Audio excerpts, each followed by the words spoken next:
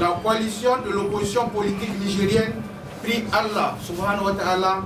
d'agréer nos actes de dévotion et de descendre sa bénédiction sur notre pays, le Niger. Il vous souviendra que le 20 avril dernier, la coalition a rendu publique une déclaration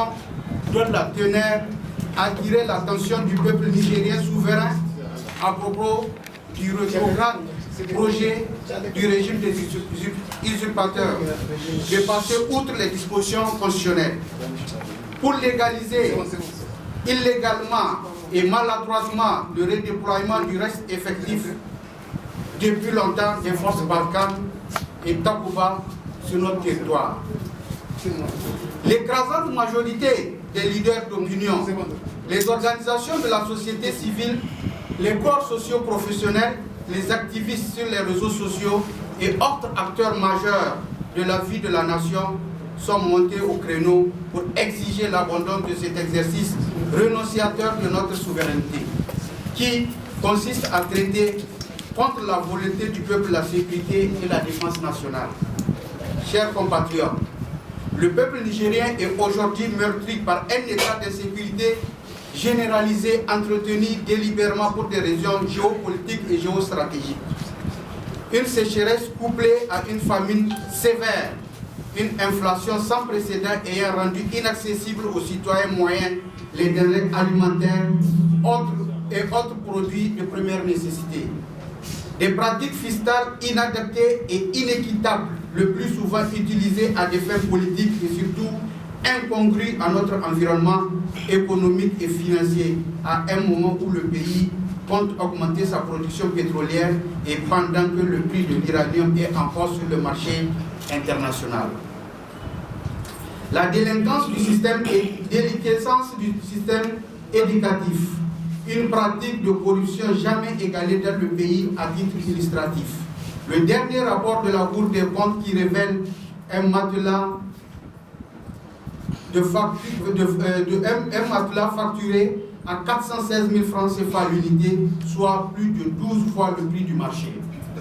Et aussi un sac de 1000 à 105 000 francs, pour ne citer que ces deux cas. Une justice à double vitesse, érigée en un système d'inquisition sélective. Comme si tous ces tas ne suffisent pas pour fragiliser les citoyens, les usurpateurs passent à la vitesse supérieure malgré les multiples avertissements érigés lancés par les forces vives de la nation sur cette énième violation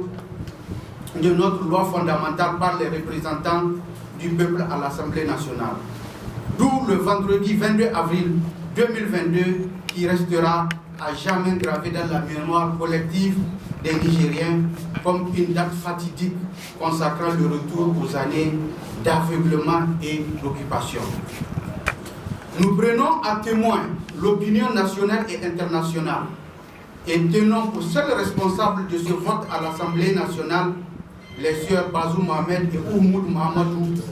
ainsi que les députés de la majorité, dont la liste est jointe pour l'histoire, qui ont manqué de clairvoyance et de discernement de l'examen et l'adoption du texte indûment soumis à leur appréciation. Nous osons espérer que nos partenaires, considérés comme des modèles démocratiques et résolument attachés au respect des droits humains, s'abstiendront à engager les troupes dans une aventure périleuse, au risque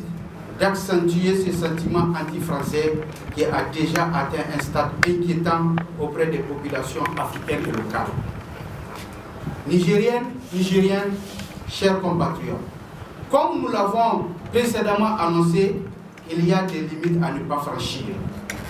En réponse à la modification de l'axe 1 de la déclaration de politique générale par les députés qui viennent entériner l'exécution de ce projet funeste et méprisant à l'égard du peuple nigérien, nous n'avons qu'une option de lutte, la résistance citoyenne permanente. Ainsi, la coalition appelle d'ores et déjà toutes les organisations légalement reconnues au Niger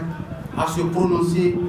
ouvertement pour exiger des usurpateurs le retrait pur et simple de toutes les forces militaires illégalement installées sur notre territoire national.